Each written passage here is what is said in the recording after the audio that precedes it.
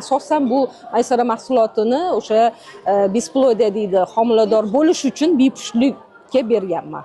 Judayam ko'p insonlar mana shu mahsulot orqali o'sha follikullari anaqa bo'lib, yorilib, yaxshi natija olingan, farzandli bo'lib ketishgan. 5 yillik, 7 yillik, 15 yillik bemorlarim bo'lgan. Mana shu maysarani ichib, endi bunda muntazam ichishgan. Buni yana yaxshi tarafi o'sha xlorofil anaqalari borda, juda onkologiyaga ham juda foydasi zo'r buni. Shuning uchun onkologiyaga ham juda zo'r bergan bo'lsa, o'sha onkologik kasalliklarimiz ham ma'lum darajada kasalliklar etaplardan o'tib, ya'ni tuzalish bosqichiga ham o'tishgan. Meni o'zimga keladigan bo'lsam, oilaviy bu mahsulotni iste'mol qilamiz.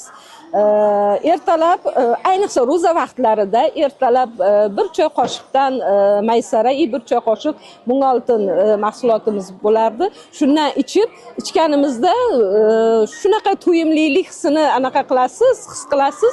Kechgacha siz ro'za tutsangiz ham sog'lom, kayfiyatingiz zo'r bo'lib yuradi.